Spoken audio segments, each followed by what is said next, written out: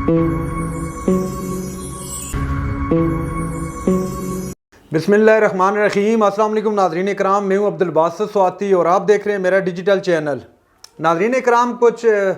بڑی زبردست قسم کی خبریں میرے پاس جو آپ کے سامنے رکھنی ہیں۔ کیا کچھ ڈیولپمنٹس ہوئی ہیں، اور خاص طور پر جو یونان کے اندر معاملہ ہوا ہے، یونان کے اندر ایک جو سانحہ ہوا ہے، پاکستان کے لیے ایک بہت بڑا سانحہ ہے یہ، اس کے اندر کچھ ڈیولپمنٹس ہوئی ہیں، وہ بھی آپ کے سامنے رکھوں گا۔ اس کے علاوہ رات کو جو اسد عمر صاحب نے انٹرویو دیا ہے کاشف عباسی صاحب کو، اس کے متعلق پاکستان تحریک انصاف کا ایک رد عمل سامنے آیا ہے۔ ڈیٹیل میں اس پہ بات کرتے ہیں، معاملہ کیا ہے۔ کچھ بڑی زبردست خبریں بہرحال میں نے آپ کے سامنے رکھنی ہے آج کے اس ولاگ کے اندر۔ سب سے پہلے بات کر لیتے ہیں یونان کے اندر جو حادثہ پیش آیا، جو سانحہ پیش آیا، دلخراش قسم کا سانحہ تھا۔ اس کشتی کے اندر 800 سے زائد افراد سوار تھے، جس میں سے 400 کا تعلق پاکستان سے تھا۔ 400 وہ بدقسمت افراد تھے جو اس کشتی میں سوار تھے، جس کشتی کو یہ واقعہ پیش آیا، اور اس میں پاکستانی تقریباً 104 کے قریب جو ہے، پاکستانی نہیں بلکہ ٹوٹل میں سے 104 کے قریب کو زندہ نکال دیا گیا ہے۔ اور ابھی تک جو اطلاعات موصول ہو رہی ہیں اس کے مطابق 84 کے قریب افراد جو ہے لقمہ اجل بن چکے ہیں، اس دنیا کو خیر آباد کہہ چکے ہیں۔ اب تھوڑی اس کی بات کر لیتے ہیں بیک گراؤنڈ کے حوالے سے، یہ معاملہ ہے کیا۔ چونکہ یہ جو تارکین وطن ہیں، یہ رزق کی تلاش میں، اپنی گھر کی مجبوریوں کی وجہ سے، پاکستان کے اندر کاروبار کے مواقع نہ ہونے کی وجہ سے یہ لوگ ملک چھوڑنے پر مجبور ہوتے ہیں۔ تو اسی سلسلے میں یہ لوگ کچھ سمگلروں کے ہاتھ لگ گئے، اور ان سمگلروں نے یہ ان کو دعویٰ کیا، ان کو کہا کہ آپ کو یورپ کی سرزمین تک پہنچائیں گے،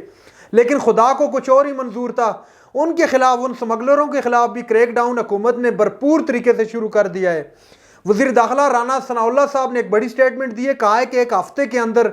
جو بھی اس کے ملزم ہیں ان کو کیفر کردار تک پہنچائیں گے، اور ان کو قانون کے کٹہرے میں لا کے کھڑا کریں گے، اور ان کی گرفتاریوں کے لیے پرعزم ہیں۔ ابھی تک 13 سے 14 گرفتاریاں بھی عمل میں لائی جا چکی ہیں حکومت کی جانب سے۔ بڑا زبردست انیشیٹو لیا حکومت نے بھی اس پر، چونکہ یہ جو ہو رہا ہے یہ ٹھیک نہیں ہو رہا ہے۔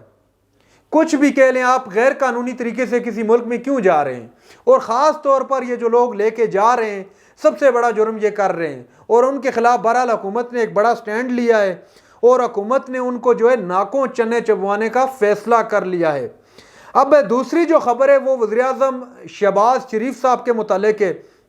فرانس کا دورہ انہوں نے کرنا ہے جمعرات والے دن، یہ 22 اور 23 تاریخ کو یہ سرکاری دورے پر جا رہے ہیں جناب وزیراعظم شہباز شریف صاحب۔ گلوبل فائنینسنگ پیکٹ سمٹ کے میں شرکت کے لیے جا رہے ہیں، اور صدر ہیں جو فرانس کے میکرون صاحب، انہوں نے دعوت دی ہے شہباز شریف صاحب کو، اور اس دعوت نامے کی وجہ سے یہ شہباز شریف صاحب اس دورے پر جا رہے ہیں۔ تھوڑا پیچھے لے چلوں گا، آپ کو یاد ہوگا فرانس کے متعلق جو ایک معاملہ آیا تھا، اس معاملے پر ٹی ایل پی کا بہت بڑا جو ہے انہوں نے ایک احتجاج کیا تھا، دھرنا دیا تھا، اور یہ وہی ملک ہے فرانس، اسی کے دورے پر ہمارے محترم وزیراعظم شہباز شریف صاحب جو جا رہے ہیں جمعرات والے دن اس دورے کے لیے۔ مسلم لیگ نون اور پیپلز پارٹی، بڑی زبردست خبر ہے، ان کے درمیان جو ہے تلخیاں، چونکہ کافی عرصے کی رفاقت تھی، تقریباً گزشتہ 1 سال کی، یہ رفاقت جو ہے ختم ہوتی ہوئی دکھائی دے رہی ہے۔ معاملہ کیا ہے؟ معاملہ ناظرین اکرام یہاں پر یہ ہے کہ جو پاکستان پیپلز پارٹی ہے، ان کے کچھ تحفظات ہیں بجٹ کے حوالے سے۔ ان کا کہنا ہے کہ جو پنجاب کو دیا گیا ہے وہی معاملہ سندھ کے ساتھ نہیں کیا گیا، بلکہ سندھ کو بجٹ میں بہت کم، نہ ہونے کے برابر بجٹ سندھ کے لیے رکھا گیا ہے۔ پاکستان پیپلز پارٹی کا یہ مطالبہ ہے کہ 25 ارب روپیہ آپ جو ہے منتخب کریں، یا وہ سندھ کے اندر جو سیلاب آیا ہے، سیلاب زدہ ایریوں کے لیے آپ مختص کریں، منتخب نہیں مختص کریں۔ تو اگر آپ ایسا نہیں کریں گے تو ہم نے آپ کو بجٹ کے لیے ووٹ نہیں دینا، یہ دھمکی لگائی۔ اس کے بعد وہ بھی کر دیا گیا مختص ان کے لیے۔ اس کے باوجود بھی کچھ تحفظات ہیں۔ گزشتہ روز ہم نے دیکھا کہ بلاول بھٹو کی جانب سے ان کو شرم دلانے کی کوشش کی گئی، اور کہا گیا کہ اتحادیوں میں اگر ہمت ہے تو الیکشن میں آئیں اور ہمارا مقابلہ کریں۔ کچھ عرصہ قبل جو یہ کہہ رہے تھے کہ ایک دوسرے کی جو ایک گلے میں ہاتھ ڈال کے یہ بول رہے تھے کہ ہم ایک ساتھ ہیں، ہم نے جو ہے پاکستان کو بچا لیا ہے، اور اب اس نیج پر آن پہنچا ہے سارا معاملہ کہ ایک دوسرے کے گربان کو پہنچ چکے ہیں۔ اور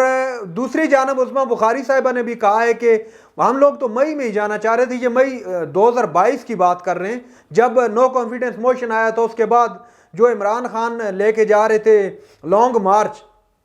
اس وقت کا ذکر کیا عظمیٰ بخاری صاحبہ نے کہ ہم لوگ اسی وقت الیکشن میں جانا چاہ رہے تھے، لیکن ہمارے اتحادی پاکستان پیپلز پارٹی اس وقت یہ کہہ رہی تھی کہ ہم نے اپنا ٹینیور پورا کرنا ہے، ہم نے 5 سالہ جو مدت ہے اسمبلی کی وہ پوری کرنی ہے، تو اگر ہم ڈر رہے ہوتے تو ہم اس وقت نہ جاتے۔ تو اب تو ہم بالکل نہیں ڈر رہے، چونکہ ہمارے لیے ماحول بھی جو ہے اب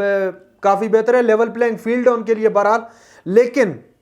ان کے دوران جو مذاکرات کا سلسلہ شروع ہوئے، جس میں سے ایاز صادق صاحب، احسن اقبال صاحب، اسحاق ڈار صاحب پاکستان مسلم لیگ نون کی سائٹ سے، اور شیرین امان صاحبہ، خورشید شاہ صاحب اور نوید قمر صاحب پاکستان پیپل پارٹی کی سائٹ سے ان کی ملاقات ہوئی وزیر اعظم ہاؤس میں، جس میں شہباز شریف صاحب موجود تو نہیں تھے۔ اب ذرائع سے پتہ چل رہا ہے کہ مزید اب ان کے درمیان اور ملاقات ہونی ہے اور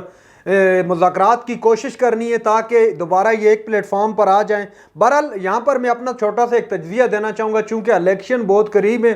تو اب نے ان دونوں نے بلکہ سب پارٹیوں نے ایک دوسرے کی کھنچائی کرنی ہے، چونکہ الیکشن میں بھی تو جانا ہے۔ الیکشن میں جا کر کوئی نہ کوئی نیریٹو ہوگا ان کے پاس، لازمی سی بات ہے۔ جب آصف علی زرداری یا بلاول بھٹو مریم نواز صاحبہ کے خلاف کمپین کریں گے تو انہوں نے مریم نواز کی نیگیٹیوٹی تو سامنے لانی ہے، اسی طرح مریم نواز صاحبہ بلاول بھٹو کی کوشش کریں گی کچھ نہ کچھ نیگیٹیوٹی سامنے لائیں تاکہ اپنے لیے ہمدردیاں وصول کر سکیں اور اپنے لیے ووٹ ڈلوا سکیں۔ یہ سیاست کی روایات ہے، نہ صرف پاکستان کی بلکہ پوری دنیا کی یہ روایات ہے کہ جب الیکشن قریب آتے ہیں تو ایک اپنے مخالفین کو زیادہ سے زیادہ نچلا دکھانے کی کوشش کرتے ہیں۔ تو میرے خیال سے یہ اسی طرح کی ایک کڑی ہے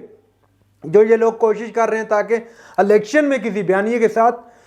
جائیں، چونکہ عمران خان کے متعلق تو جو سبھی جانتے ہیں کہ اس وقت مقبولیت کے تمام جو لیول ہیں وہ عمران خان عبور کر چکے ہیں،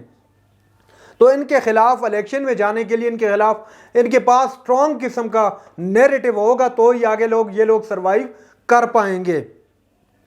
جب ان کے اختلاف کی وجہ شروع ہوئی، میں نے اپنے پچھلے ولاگوں کے اندر بھی آپ کو بتایا تھا، بیسیکلی یہ معاملہ تھا چیئرمین پی سی بی اور چیئرمین نادرا کے متعلق پاکستان پیپلز پارٹی کے کچھ تحفظات تھے، تو اس وقت سے یہ معاملہ شروع ہوا تھا۔ لیکن نجم سیٹھی صاحب کے متعلق جو اب خبریں آ رہی ہیں وہ یہ کہ نجم سیٹھی صاحب نے خود ہی رات کو خیر ٹویٹ کی ہے کہ میں چیئرمین پی سی بی کی جو دوڑ ہے اس سے باہر ہو چکا ہوں، چونکہ میں یہ نہیں چاہتا کہ پاکستان پیپلز پارٹی اور مسلم لیگ نون کی قیادت کے درمیان کسی قسم کے کچھ معاملات ہوں، کچھ ایک دوسرے کے خلاف ہو جائیں تاکہ یہ میرے معاملے سے، لہٰذا میں اس سے کنارہ کشی اختیار کر رہا ہوں۔ تو اب یہ واپس پھر صحافت کی طرف، چونکہ جب حکومتی عہدہ ملا تو اس سائڈ پہ چلے گئے، اب دوبارہ صحافت تو کہیں نہیں جا رہی نا، صحافت میں واپس آ رہے ہیں نجم سیٹھی صاحب۔ رات کو کاشف عباسی صاحب کے پروگرام میں تشریف فرما تھے اسد عمر صاحب جو سابقہ جنرل سیکرٹری پاکستان تحریک انصاف ہیں، انہوں نے بھی بڑے بڑے راز جو ہے بڑے بڑے انکشاف کیے، بڑے بڑے راز سامنے لے آئے۔ انہوں نے کہا کہ جو حال ہی میں سپریم کورٹ نے ڈائریکشن دی تھی کہ آپ لوگ آپس میں مذاکرات کریں، تو وہ مذاکرات جو ناکام ہوئے ہیں ان کا مین ماسٹر مائنڈ عمران خان کو قرار دیا۔ اس کے علاوہ انہوں نے کہا کہ کے پی اور پنجاب کی جو اسمبلیاں ٹوٹی اس میں بھی جو 80 سے 90% ایم پی اے تھے وہ نہیں چاہتے تھے کہ اسمبلیاں ٹوٹیں، وہ بھی عمران خان مین کے ون مین شو چل رہا تھا سارا۔ یہ اسد عمر صاحب نے رات کو الزامات لگائے، اس کے علاوہ اور بھی بہت سارے الزامات لگائے، لیکن دوسری جانب تحریک انصاف نے ان الزامات کو مسترد کر دیا ہے۔